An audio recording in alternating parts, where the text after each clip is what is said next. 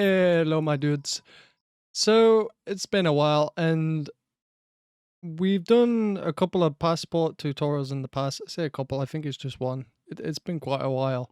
It's pretty outdated, and it was very scuffed, even though it was one of the most viewed videos on the channel. Um, so I wanted to just kind of do like a recap, almost updated Laravel 8. Um, I've still been using Laravel since then. I've learned so damn much as well since then, but it's pretty much the same. This time though, yeah, we're gonna be using Sanctum, and we're just gonna be doing the API token authentication. In the future, I'd love to cover the SPA authentication, but it's a bit more fiddly to set up, bit more experimenty, if that's even a word. And really, it's, sometimes there's a bit too much like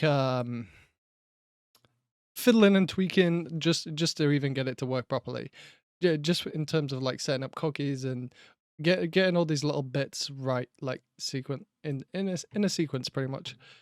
But anyway, we installed a new Laravel project, set up my database, configured my environment already. Everything's ready to go. So basically now we're ready. And I haven't done any of this. I haven't revised any of this. So we're kind of, as normal, we're going to be going through this together, just like you would if you were doing it. So the first thing we're going to do is actually install the Sanctum package. I might have already run this command. I'm not 100% sure. So we're going to do the vendor publish. That's complete. And then we're going to migrate the database. It looks like I got an error.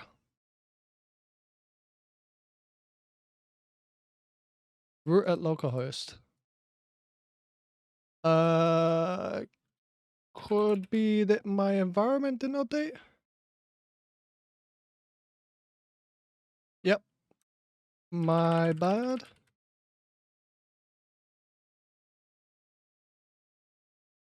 Okay, so now our environment's configured. So now we've got users table, password resets, failed jobs, personal access tokens table. We're good to go. Our next thing is add in the Sanctum middleware. Where we're gonna go, kernel.php.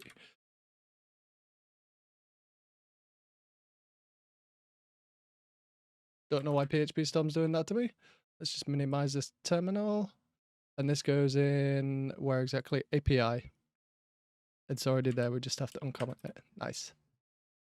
So we don't need to modify the migrations. Don't need to override the model. Believe we need to check that user has this trait. It's already there. Beautiful. Okay. So I guess our next thing would be to create an endpoint where we can log in, just super basic. Maybe we don't have users or anything. Maybe I should have set something up for that, but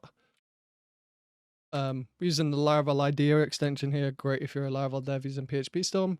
So let's just go with auth controller, and we'll do register. My bad. What we'll just do real hacky register login. Let's not go down the rabbit hole of the whole auth flow, and let's just make a basic user. So we'll just do, there's a million different ways you could do this, 100%. And I think maybe we need a name actually. Now we're only going to be able to run that register once, which is totally fine. And we're just going to call that so we have a user created. Like I said, there is different ways you could do it, 100%. Could have made a seeder. We could have used Tinkerwell, created a user there, but idea still matters. So most important part though is our login. So we'll just, like I say, we'll keep it simple. We won't go down the rabbit hole of doing auth checks. But we will do, how do we want to do this? So, okay, let's go user query. where email is request email first. We're going to pull a false user back. I suppose we could do first or fail. We don't need to check if the user exists. And we'll do user password. What do we need to do? If hash check. I always forget the order of these. Values, so request password versus our user password. And I'm not sure. I suppose we could throw validation exception. Okay, so I'm noticing whilst editing here that I imported the wrong validation exception class. So that's why I had some issues and took a little luck. I didn't realize that in the moment. But yeah, just be wary of that. Yours might not work in the same way that is that class, and you may need to do it slightly differently. So you could just return response JSON. You could also use Laravel's actual validation exception, but just to make you guys aware. So cool. We're validating the password. If it's correct, we're good to go. And then we'll just do user. I believe it's. So in these scenarios, a little thing for debugging. Sometimes we all think different ways. Some might instantly go to documentation, some might go dig in the source code, some might just Google how to do X. Some might even not even do any of those.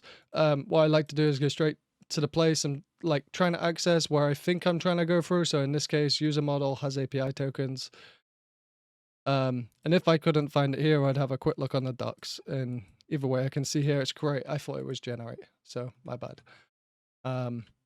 So we'll go create token. Let's say API.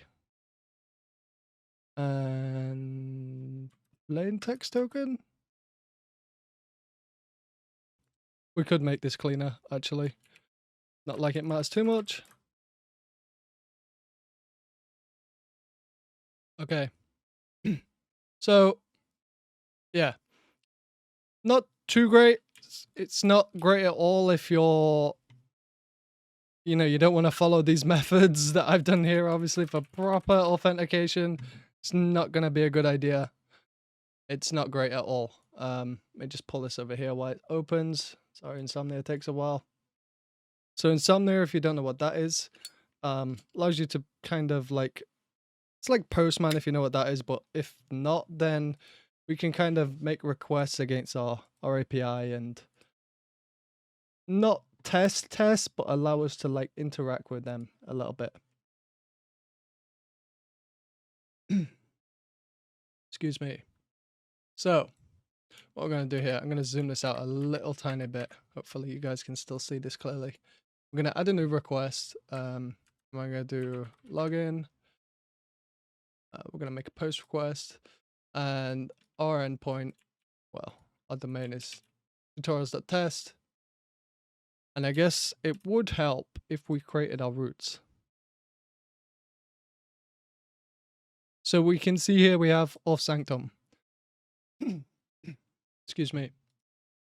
If I'm remembering 100% correctly, auth Sanctum's a guard, but it will basically make sure that we're authenticated through Sanctum with one of the tokens generated by Sanctum or using the cookies. We're not going to have authentication for our login and register endpoints. You're not going to have a token at that point, right? So we're just going to add login. Cool. And then, okay, this one's login. Let's clone, do register. And we need to be API/register. So now one thing, I don't think many people know this about Laravel. Well, in order to make API requests, you need to set content type application JSON. I can't remember. I can never remember which one it is that actually proper triggers it. But you kind of need both of them anyway. But I think it's accept. I think if you specify accept, the Laravel will start to return JSON responses. So we got 200. Okay, we didn't get an error. That's great. Now if we do our login endpoint, so we need the same headers again. Content type application JSON.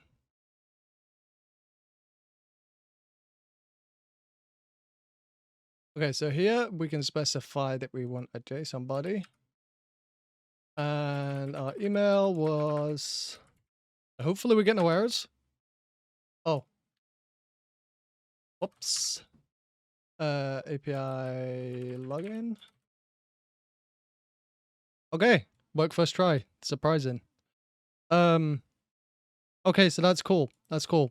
So this token here, if we take this now, okay, so here's a little tip for Insomnia. Not sure if anyone really uses it. We can specify things like this token here that we'd use to test all of our endpoints in our environment here. And now when we add a new request, let's actually duplicate this one so we don't have to type as much. So if we add, if I can move it down, my OCD's driving me a little insane. There we go. If we add a get one, and we see we have this user endpoint here. We add get user and we specify here auth bearer token. We can do token prefix bearer, and that should work, I believe. There we go. There it is. So those are basics, honestly. Bare basics with Laravel Sanctum. That is kind of it. There's obviously a lot more we can do here. Like we can set up token permissions. We could play with revoking tokens and so on, but I feel like that's something you guys need to go into. They're really like application specific and depends on what you're building. But these are the basics. I guess the next part to discuss really is if you were building out a full API, we would specify our middleware here. And we probably have something that looks like this. So we'd specify a group if we wanted our root for the user. We'd probably have like a user controller, right? So something like this. It's going to be invalid, but it's technically correct. Maybe user view, I don't know what you want to call it. Maybe you'd have like posts or something as well, like or user posts, and that'd be like a post controller. You know, so something along these lines. This kind of bad examples, but we wouldn't stick with it like that. That's for sure. We'd go with something down this route. And this is mainly just to show you how simple it is and how easy it is to set up Laravel to use API tokens, or I don't know if they're proper JSON web tokens. I don't think they are. I think they're just tokens. But super, super simple. And really, in order to... Okay, so here's another thing. Most people that I've came across in the past have struggles for some reason using these routes. And really the only main thing that allows you to go into these API.php routes is your accept and content type headers. Any endpoints in here will be accepted as long as it's content type and accept or application JSON. And also every endpoint in here will be prefixed with this /API here. So that's another key point. Like if you don't specify that, none of these routes are going to be found. I believe in our web file, we could specify them also, but you shouldn't. It kind of goes against things. Let's actually double check that.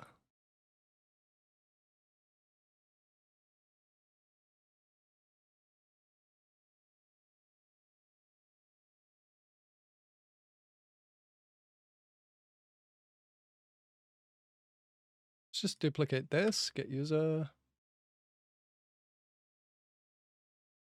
And what did we call that? /test. Whoops.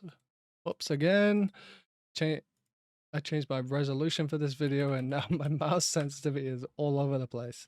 Okay, so you can perfectly fine. I thought so, but yeah, like I was saying, you should be using these for your API endpoints. You should be using different middleware, you know, specific to your API, and that's about it really. I'd love to know if you guys have some specific use cases, like you need questions for that are relative to actual APIs. And if there is any questions, please do ask them below. But for most applications, this Sanctum works extremely well and straight to the point. Like there isn't 100% a need for Passport unless you need to set up clients and have different, like, what do you call it? Basically like Facebook, auth, YouTube, auth, and so on. You can create a client. You could create multiple clients, and they can all be registered too with different redirect URLs and so on. But for this case, with your application, say you have a mobile app that needs to use your endpoints, this is the route we would go. Thanks for watching. I'll catch you next time.